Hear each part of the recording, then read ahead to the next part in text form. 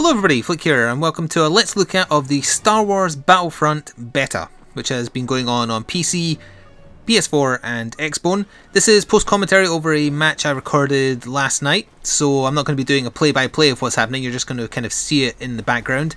I'm playing the kind of main event of the beta in this video, which is the Battle at Hoth. The Imperials are trying to storm the Rebel base, destroy the shield generator using the AT-ATs, that kind of stuff. It's a very iconic battle from Empire Strikes Back, and I'm playing on the Empire side here against the Rebels. 40 people on each team, and I'm hoping that you're at least familiar with the old Star Wars themed Battlefront games. They were very good. I played the second one quite a lot back in the day.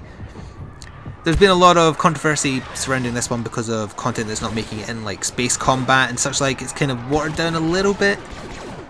I definitely felt that.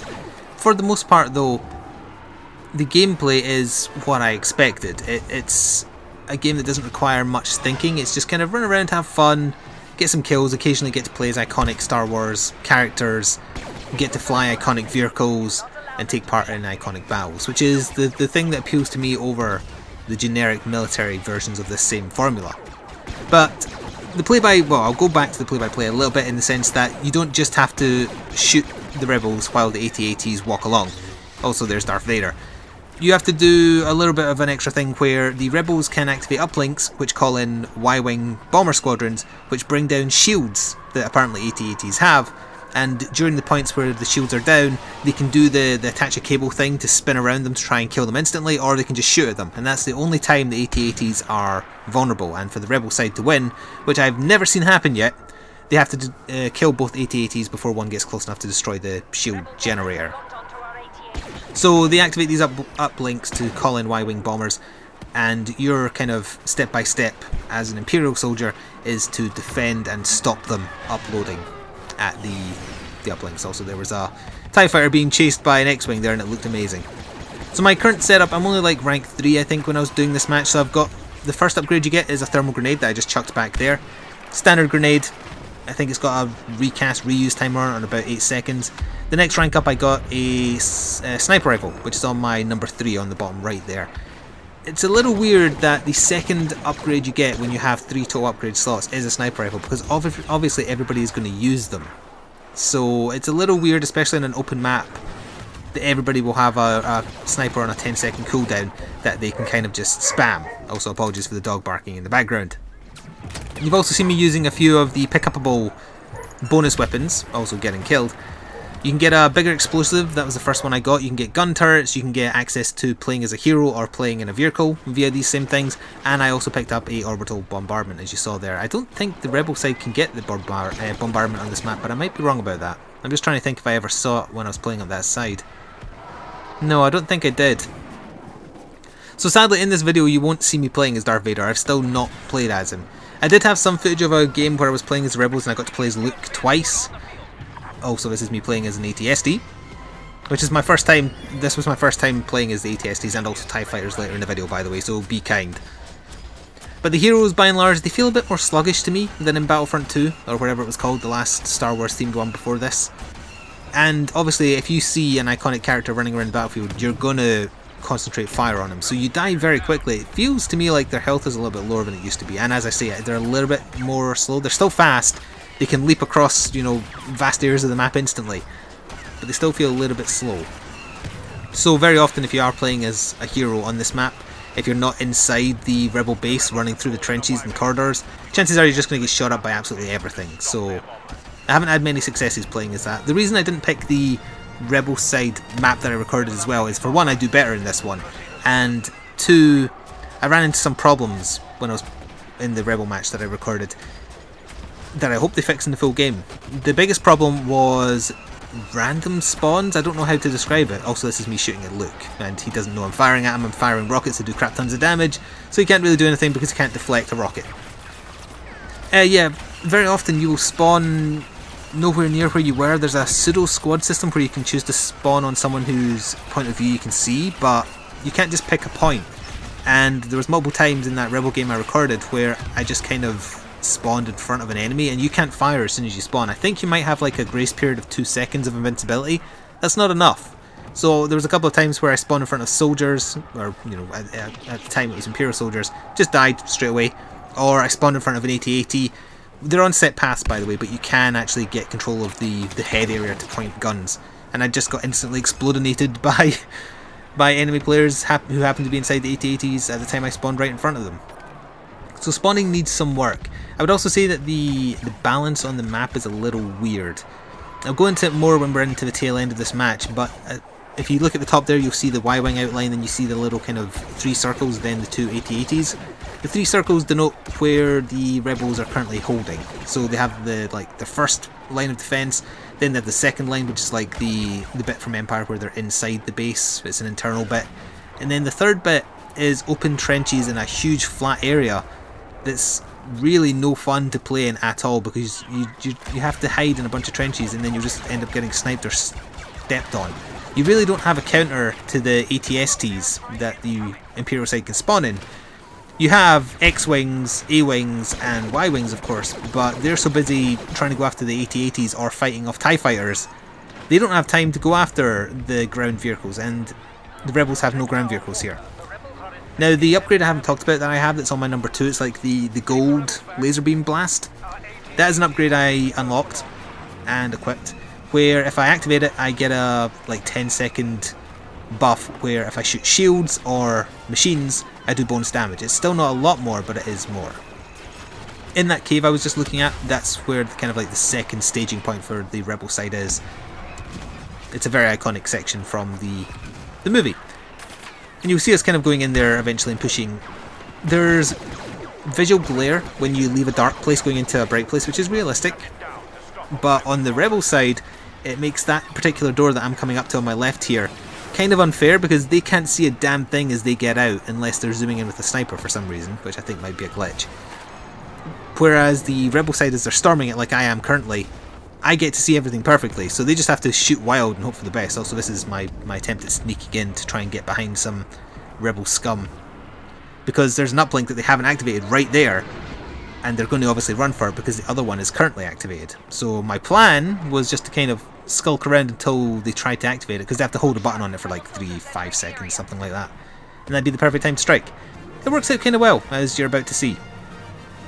Also, anytime an objective is done, the main Star Wars theme kind of plays, so you hear that randomly going off in the background, that's why. The game, by and large, keep in mind this PC version, maxed out settings, etc. It looks great. It's a little bit of a shame that it doesn't go the full length of, like, say, the snow shifting under your feet, but you know, that's probably asking too much. But yeah, I loved how it looked. It looks exceptionally authentic. I mean, look at that battle screen there. The guns themselves look authentic as well. You unlock better guns, by the way, but the one I'm using for this is just the starting one. It overheats and then you get kind of like an active reload. If you don't press the active reload to cool down the gun at the right time, you have to wait like 10 seconds for it to cool down fully, and it leaves you very, very vulnerable. I was getting a little bit stuck on the geometry here as well. I had to keep on hopping. You do get a jetpack as one of the unlocks. What other unlocks have I seen? There is a shield generator, a personal shield generator, which seemed pretty effective. There's an A-wing fighting with some TIE fighters up there. I thought I was being shot in the back by someone who just spawned. It was the A-wing going after me. But I suppose until we get to the final point of this video, where we're in the rebels being in their third spawn area, which is terrible. This is them still defending their second one here. Some general thoughts. After about 6 or 7 games, I've only played the Hoth map because the other one is a very small map for 6 on 6 rather than 40 on 40. Also, please don't judge me on how this first go at a TIE fighter goes, because I had a run-in with a suicidal A-wing pilot, as you're about to see. I'll wait till this happens. If I can't have you, no one will! For the record, I killed him as well, because you can see on the after death screen there he had 0 health remaining. Well, he killed himself, actually, but whatever. There's a better attempt at using a TIE fighter coming up. So yeah, there's 3 maps actually, I think, in the beta. The other one is 6 on 6. Control point crashes down, you have to hold it. Apparently it's a cluster of just nonsense and spawning everywhere. Didn't sound very fun to me. I wanted to try the big Hoth battle. Plus, Hoth is one of my favourite scenarios. That and the final battle of Jedi in space, which I guess sadly won't be in this game, but whatever. And there's also a pseudo offline mode where, or it's not even on offline, but you against waves of Imperials, or you and a friend against waves of Imperials on a small map. That's the closest thing the game is going to have for a single player campaign. It's all online a la Titanfall. That may end up being a mistake like it was for Titanfall.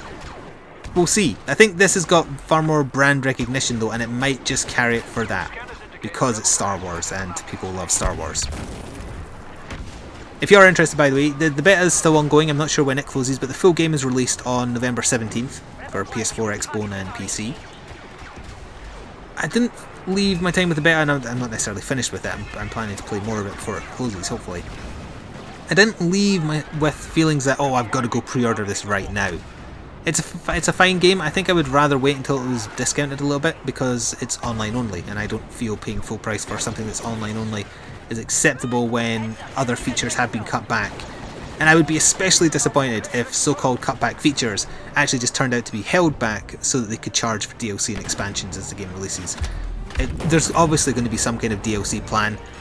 If it's just, you know, bonus heroes that you have the chance of playing as, or bonus weapons aren't OP, that kind of stuff, or just cosmetic stuff to make yourself look different, that's fine.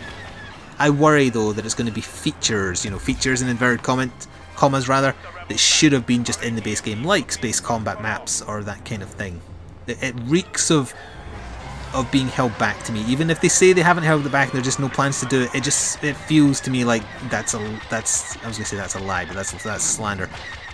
That's slightly dishonest, and I think that you'll be seeing it in some kind of expansion. You know, the Star Wars Battlefront Space Combat expansion. I can see it now, and it'll be full price. So that puts me off, but the game itself I enjoyed. I like playing it.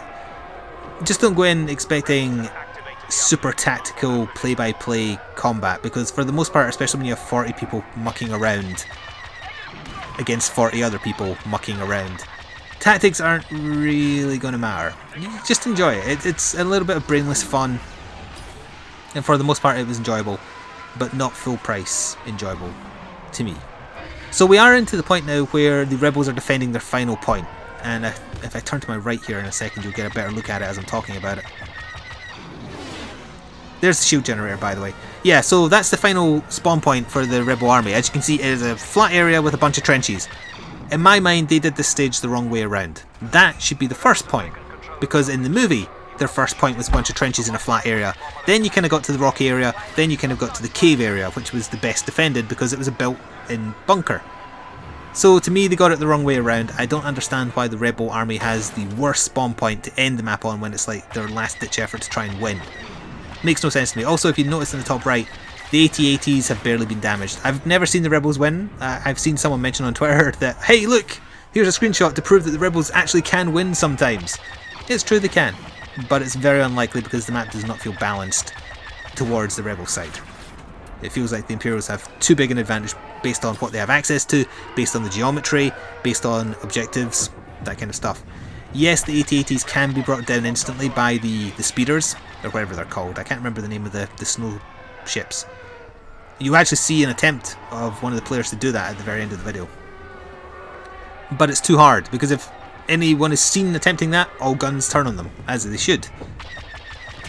So yeah, I don't know if they were going for a thematic thing, because, you know, in the movie, the rebel army was just barely holding the line while they were trying to escape because they knew they couldn't stand up to the Imperial army. So maybe they were going for that in the sense of they're accurately recreating how it was for the movie. As a game though, it doesn't feel nice or fun. By the way, my shots turned blue there because I used the buff that means I do bonus damage to vehicles.